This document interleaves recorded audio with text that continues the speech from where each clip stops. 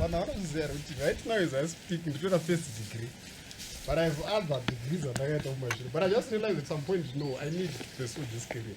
Not because but I just enjoy it. So sometimes it's not like unofana kusvika pane imwe point yaunoti ndakura. So let me. One thing that you need to avoid is to live a miserable life. Are we clear? Do things that you like. So at one point you cannot know, and I would like the point that she made. My sister Chiti. Kana wakura waona kuti no zvandakaita zvichiregadza unetsa vanhu tiritezere. Was it my stage and takwaswera na mama kuti mama ndipe mari fees yekuzi. No hazvichaiti. Ndafana zvona zvinhu zvadi nayo. Saka don't stick to bad choices sometimes. Chiona kuti what are other avenues that are there. You can start afresh and do some things that you like, including my relationships. Okay. Okay. Brother, don't find out me. I'm not going to have a relationship in the name. But do not know that you are going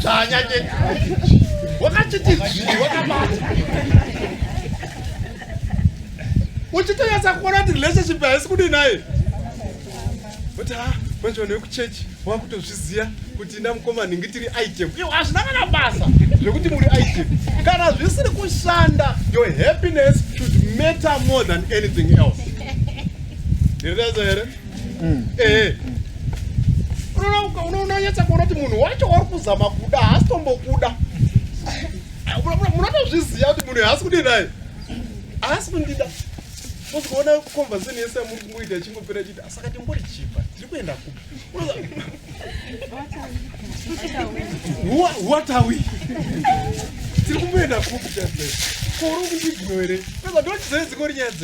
Why are you ignoring me? What is it? You need people for advice. Okay. You need people as friends. You need people as mentors. Regardless how intellectually gifted you are, you need people. Regardless of how strong we are, you need people. So at this stage of your life, you need people who genuinely love and care for you. Are we clear? You need people who push you to do better in life. You need people who are so worried and serious about your progress as a person. Do you know so many of you, you are in relationships that are holding you at ransom. You cannot move. Because of some relationships that you are part of. My relationships are mutori. Progress. Progress. But in relationship you are my. So at this stage of your life, pray to God so that He connects you with the people that will help you to make progress in your life. Are we clear? So the heart is so wicked. My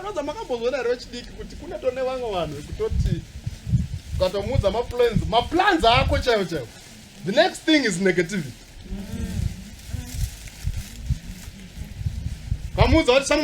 Ndafunga mbono woda bero kumozambi. Anokora ba computer ne oro woda tiritese. Karana kuzoti ayo bero notora pa board. Tiritese zvine azviitezvo.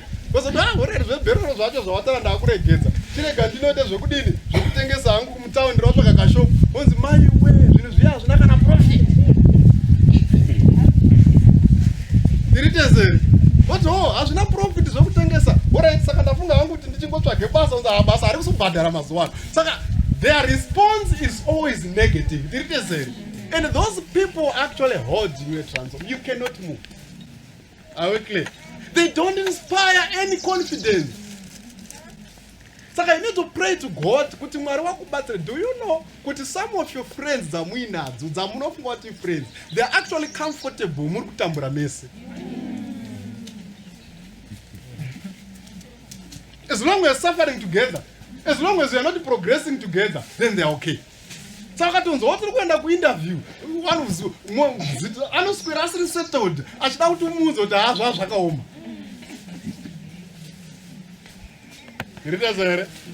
So what I'm saying is, pray to God so so that unosanganawo nevanhu mafriends ari genuine. Do you know kuti yanai zvauri wewe 95% yezvauri is a reflection of the people that you spend time with. Ndosaka warungu wachiti show me your friends and I'll tell you your behavior. Saka pray to God kuti wakubatsire even marelations nozvanti vamwe amainini wangu vakaita mukomana wavo. Alright. Mukomana uyu anga avapromisa kuti adanowarura muna August. This year. He had promised kuti adanomura muna August. And around June he started change. Complete. Unozvaunonzi kuchinja.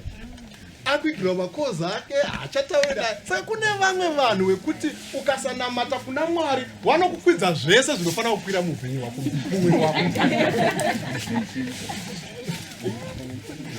Vanokwidza BP, vokwidza shuga, vokwidza maasa, anything chinofanira kukwira chinodini chinokwira. So what I'm trying to say to you as young people, namata kuti Mwari akupe vanhu vari genuine. Tiritesei. There are some people who are specialists in breaking people's hearts. Those are not square. So, and for your information, one thing that you need to know as young people, one wakanaka mnyiko mwarijinai. Wari mo tiritesei. Problem yenyu mwenye swag tiritesei. Ukaona kanaro mkomana ukamona kanasa ogero kakati kakanaka, maybe achengeta tundebo, achuti oila achita sese, what is mngwanda wana munari right. Usingazi kuti maybe chano kuna ngochengeta indefu chiti.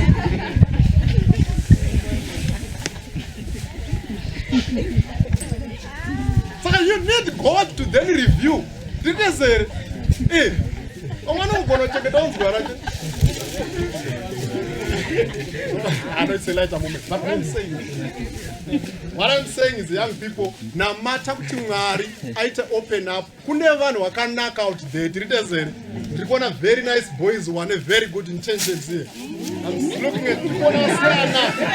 What's kind of serious? What happened to roar? What did it say? Once I'm not dancing with church, I'm not scanner. Ukaona watu garo ne pfungwa za kuti mchecha amuna msikana woto za kuti Satan ndiye akugara. Kuzi nezviso zvandiri kuona izvi. Saka dai Mwari atibatsira tiite ma choices akanaka ema friends, ma mentors, find my mentors like what she was saying. Na mata kuti Mwari abatsire uwane a mentor, my sister. The devil you know than the devil you don't. Okay. So what do you think about that, especially when it comes to romantic relationships? I'll give an example. It would be in a relationship, but he has a wandering eye, but more Adventist. So better the devil I know than the devil I don't. You cannot be both devilish and Christian. No question and wrong with the Saka ukatona actually mukomana aine ma weaknesses are very visible and don't out then it means it's a red flag. So the problem that we have as young people, sometimes we tend to ignore my red flags. And I like the example that you gave with a wandering eye. And it unotoona kuti munhu ane ai rake richi naye ende kazhinji kacho rinogona kuzowedzera kuita wanda wamumba. Saka I'm thinking kutiko sometimes even if you know the person, know what to want as a young person. Pray to God wakupe munhu ari at least perfect. Hakuna munhu ari perfect, but Mwari anogona kupubata. Unozwa kuti zviri nani kuti mukomana wangu haagoni kupfeka zvakanaka panoti ane wandering eye. So there are some things that you can compromise on. There are some things that you should be prepared to compromise on. Zvinhu zvisiri too material zvisingazokuaffect kana mava murelationship. She mentioned when she said we are not happy with who we are, and therefore we are not comfortable with being alone. And I think in Bible, there was a point that Adam anonzi ari naked ndopakatanga kuwanda Mwari. Which means that self-awareness is a very critical aspect of how we live. So if you can't pray kuna Mwari usiri confident with who you are firstly as a person. Because when I'm confident, my Ari cannot build any confident relationship. Precisely. And that question is very critical to ask ourselves, what's our self-impression of who we are as an individual? And I think it's a topic on its own to teach. Number one, who are we? I know we are black in this church and that's all nice. But individually, yeah. I'll tell you something really funny with you. When before I got married, I had my friends, most of my friends were not college, so they used to, so what they would do is put where I want to work and then Saka Friday, just can't have about so only 2 hours I wanted that tend of the but they got to a point whereby one of them started to respect the text that I'm Sabbath. In Mskananga Sabbath Saga. I took us and church the Drago Road tour. So this guy was always said about 10 or is the dogs Yaku. So that's in the ones I often end of church now. Yeah, why is Okolobolo that you one against 80? As was combined 6 you. But yeah, always they make sure you mean the industry. Which means at some point I feel me hindsight. I defined myself in a certain way. Yes. So he was even able to respect the fact that in Indoors and out. Saka ye mskanzwa dzake aizoenda ake kumba kwake na 6. But he knew to face one girl for drug akubalali. So which means to say that even in a world whereby the one behave an aleo. I'm going to treat them scandal, but if you define yourself in a certain way, they will respect my ethics. Precisely. What you are in a woman, you over to get about to see. I will. You are weak and what you come and I but you are heat. You want to talk about Shamsera, do it but you protect your that no, this guy the way this. Sister no delay, but you see an eye. So if you define yourself, friends can actually begin, even when you're saying they can actually also begin to protect your boundaries. So the challenge is if you want to compromise on so many things.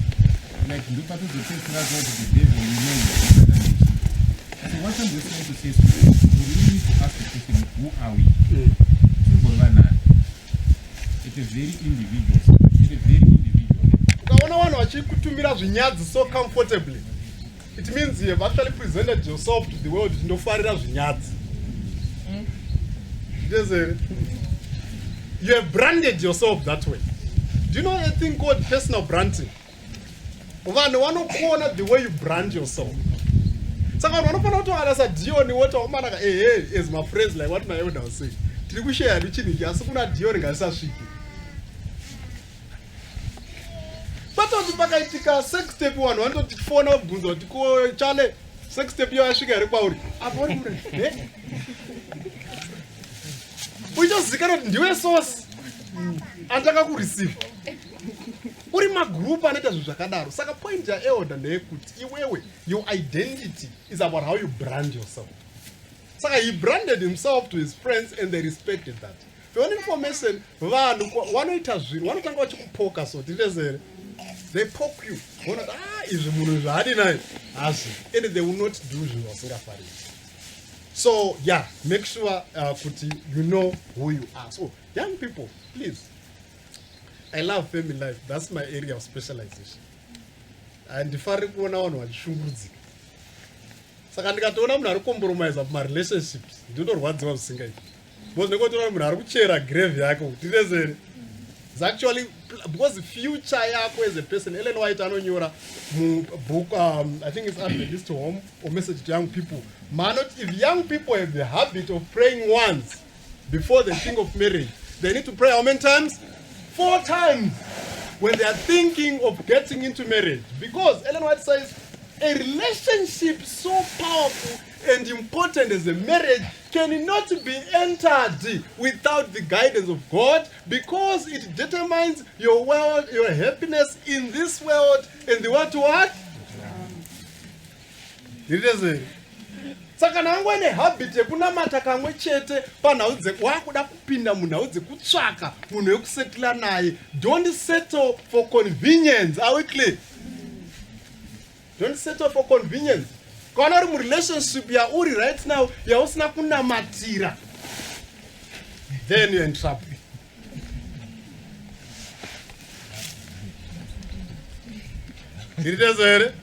Saka ask God kuti Mwari ndakupinda murelationship ndibatsirei kuti ndivane munhu anondiitira mukati mwenyu, anondibatsira anondipa happiness, and a person anondibatsira kuti ndiwe a Christian are complete, a person anondibatsira to achieve my goals and objectives. I always tell young people, do you know, if I look at you, I look at people with potential to do well in life, in church, and everywhere. But do you know, to get married to the wrong person, you may even fail to achieve your ambitions in life.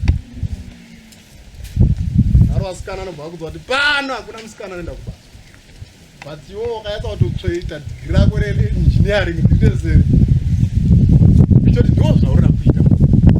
So please, let's pray. In my relationships. Pray for your relationship. Can I open up to Mkomanda? Pangapacho no gono sato funga. But no nyasa kuno ndakuita ndichapproach I mean give in to pressure tiritezere. Saka woze kuti amara okay ndikuona ndenda akudika. Chimbomira ndinamata. Let me also highlight another thing that we should pray for as young people. We need to pray for opportunities. Are we clear? Pray for what? Psalms 24 verse 1 says, the world belongs to God. So, do you know, in as much as Zimbabwe is difficult, economy is not performing well, but opportunities are still there. Do you know that? I always tell people, but I'm so Friday, how much is my business has to farm, but you never to farm my businesses. So as a young person, in the midst of crisis, passively my limited opportunities, no opportunity. Daniel and his friends, when they were in Babylon, you know, I always picture a point when Daniel was appointed to be the governor. You know what he said? Daniel said, God, shamari dzangu Shadrach, Meshach na Abednego watoreiwo wauye washande kwa mama. Saka Babylon might not have mama sina opportunities. But Mwari akaita kuti Daniel, Shadrach na Meshach na Abednego wagone kuona opportunities even in a foreign land. Joseph from the prison, he went to the palace. Things were not well for Joseph. Things were very bad in Egypt, in a foreign land. But God opened opportunities for Joseph. So what do you need to pray for as a young person? Pray kuti parikuto discuss kwa zita rako, parikuto discuss kwa matendazi, rako zita rinofana kubuda zvakanaka. You know, sometimes I participate in my interviews for my recruitment. And pane pangu pondo munhu atorowa zvese. Panenge shamwari yangu ndakazofona ndikati iwe chimboedzera munamate. Because what is going to munhu atorowa zvese, agona zvese, and everyone is satisfied. But it wasn't much like a technical ano ngatimusei ngaturi. But why? Why should that happen? I know a friend of mine, kubasa kwedu kwakune vacancy, saka inini I was not even part of the recruitment process, but ndakangoita zvokuti ave kuita. And you know, my director called me and said, you know what, Nyamazana? Your friend is excellent. But next I want to realize that somebody was then taken because of my technicality. So sometimes, you're not going to you are bad. Are we clear, young people?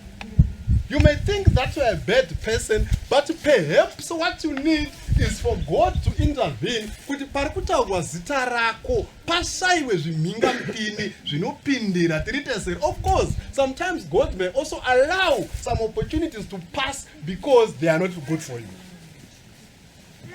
But pray for opportunities. Parikuti discuss some attenders. Why you saw your bid, you will put your proposal. Pray kuti Mwari wakubatsire kuti zvifambe zvakanaka, because we may not know anyone. I remember at one point talking to a certain guy. achinibvunza kuti ko kundaona zvakati kubasa kwenyu and hauna wanoziva here kati no, the person that you should know is Christ. Are you clear? Kana una Jesu zvinhu zvinofamba naMwari. Saka as young people who are living in a country, in an economy, even in a world that is presenting so many few opportunities to young people, what I want to encourage you is Mwari wakubatsire kuti even your zita rako riwe a good name. Kunoti a good name is better than what? Saka pray for opportunities. Mwari wakuratidze opportunities aunofana kusangana nawo, the things that are rightfully, the things that rightly belong to you. Mwari anofana kubatsira kuti uite claim those things. Do you know Daniel achinamata, I think it's Daniel chapter 9, paanonamata to understand that prophecy. Kunonzi kwachinamata Daniel, hanzi panozouya the angel. You know, the first day when he started praying, hanzi mindure yako adini hai yakapindurwa, but the muchinda wemambo Persia hanzi akakabata chini hai the prayers. So sometimes unogona kuwanamata kawane and you give up, but for your information pamwe the prayer yako yakatopindurwa. You just need to be persistent. Are we clear? So I remember somebody, I don't know, achipa an illustration ekuti pachasvika kudenga chimwe chatashamisika nacho tinenge takuona mablessing taura naJesu achitiudza kuti I wanted to give you this blessing but you gave up too easy. Is quotation done? Yes, there's a quotation. Yekuti pachasvika kudenga Mwari wachitiratidza so wachitiri kuona zvinhu izvi, this was yours but problem wakakurumidza kubva panzvimbo tiri teseri and it gave up too easy. So I'm actually encouraging you as young people, pray for opportunities. Namata kuti Mwari ndibatsireiwo mundizarurirewo ma opportunities. And ndinofana kunge ari angu anondibatsira kuti ininiwo ndirarame ende mission ienderere. Daniel paakapiwa governor chii chakaita? There's a verse, I think it's chapter 2. Pakapiwa governor, Daniel actually akatoti mambo toraiwo Shadrach, Meshach na Abednego muwapewo basa.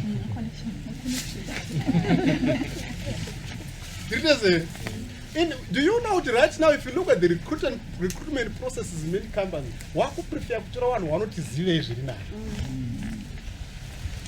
They are now preferring taking people who are not zivei. To be honest with you, Dion, given the opportunity kuwatsvaga mune finance, I'll come to you because ndokuziva. I know that unyazondipa ma problems like a person wandisikazivi. Exactly. Exactly. Saka sometimes I want unotoziya inini ndikatoti ndauta business ndinoziva kuti mukoma wangu nyata wanozviita. I'm likely to go to him. And I do business, and most of the people that I do business are Adventists. Because toziva. Saka there's nothing wrong with that. As long as doing it ethically. Okay, maybe my last point. Pray for spiritual. No. Pray for God to give you power to change your habits, your bad habits.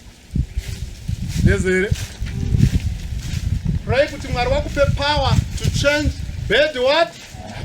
Addiction. We have young people in the church who are struggling with drug and substance use. So I'm going to Luke chapter 1 verse 7. Not just to God, it may appear like it's impossible. I mean, to human beings, it may appear like it's impossible. But all things are possible with God. So please, can any more addictions are open? Some of us, we are deeply ingrained in pornography. I remember preaching in a church. A certain lady, young lady, called me. I got told that Nyamazana porno is actually affecting me. I'm actually a slave to pornography. That's what the woman told me. I'm a slave to pornography, and I'm failing to know how I can break it. I'm thinking of committing suicide. And the worst part of it, I feel pornography has also led me to get into sexual addiction. Saka pornography is a thing that is affecting one wakawanda even in the church. Saka pray to God wakupe simba to overcome addiction ye porno. Some you are addicted to internet. Now who vapor phone? Now who vapor YouTube? kumba kune wifi saka you are always on wifi, YouTube, internet, Instagram. Unoza kune vamwe vanhu wakutozikanwa paFacebook kuti kana ndinge asati asvika nyaya dzinakidzi. Thank you. But top fun big. That's it, addiction. Pray so that you can be able to break that addiction. We to a normal person.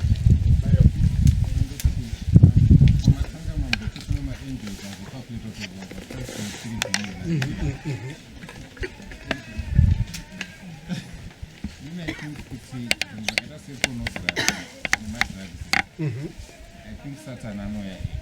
Right. My angels. Anoya angels.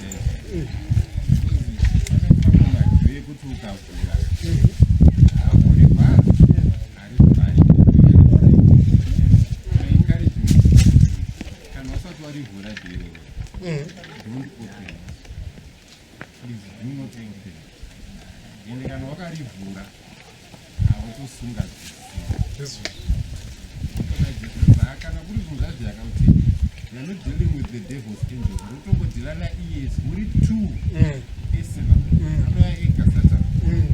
Yes, not that Jesus. My addictions are equal, but you need Christ. So as a young person, and it's not consider some addiction. The problem as young people, in a way, sometimes we are not willing to look for help.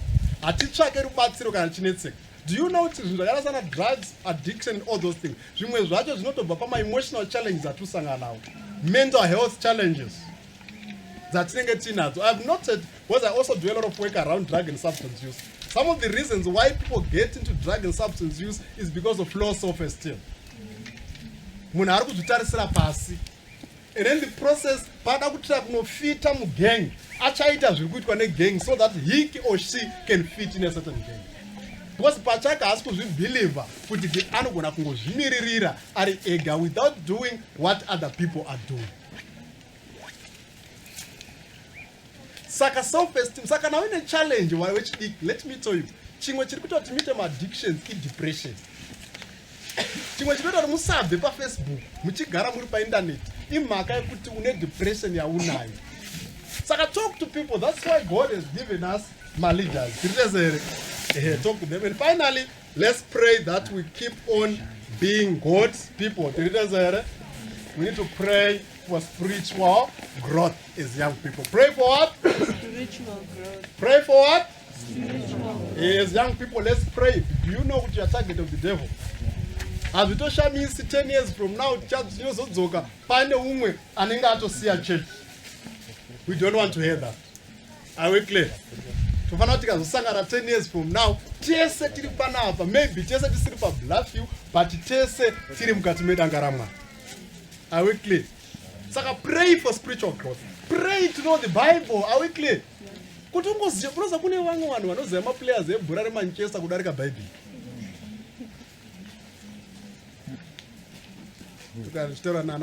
I sometimes work with fathers. Wakomana uri pana usazoise mistake you madam wapuwa zvekuchechi zvekuti muti muri kuparidza kuchechi woti ndipo phone baba yangu ndipo phone re elder ningi watipo mavhesi iwo ri mumba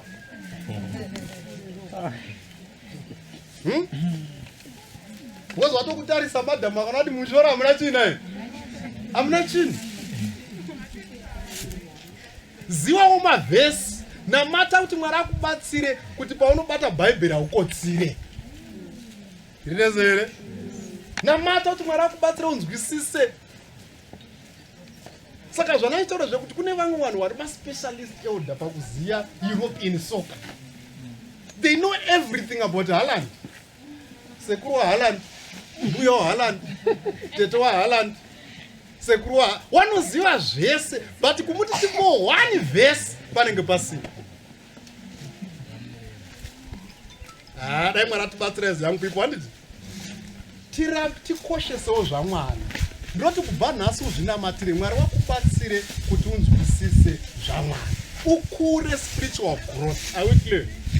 Mwari wachikubatsira. Pane mubvunzo before I sit down or any comment. So tapara zvatofana kuweri kunamatira tati chii number 1 protect protection against evil spirits. Number 2. For what? The choices we make in life. Number 3. Our relationships. Number 4. Opportunities. Number 5. Power to change bad habits. And number 6. Pray for spiritual growth. Thank you for your listening. May God bless you. Are we clear? Without tiwe my youth achaita zvikuru mukati mechinai venyu. Wasaramba wakamira pamberi paMwari. Do you know the world is looking particularly as Adventists to provide solutions to issues affecting humanity? Are you clear? Makamchizere. Nyika yakatotarisa kuna vanhu vechechi kuti ma solutions should come kune ava varuna matamwana. Wachitotitarisa so takagara pasi makamuchizera kuti imwe chembere itodarika inenge ichitochemawo musozi dai mwana wangu awanikawo pakati peavo. Saka we need to pray kuti Mwari atibatsire tigone kuva ma ambassadors edenga anoyemurika anoita zvakanaka. May God bless.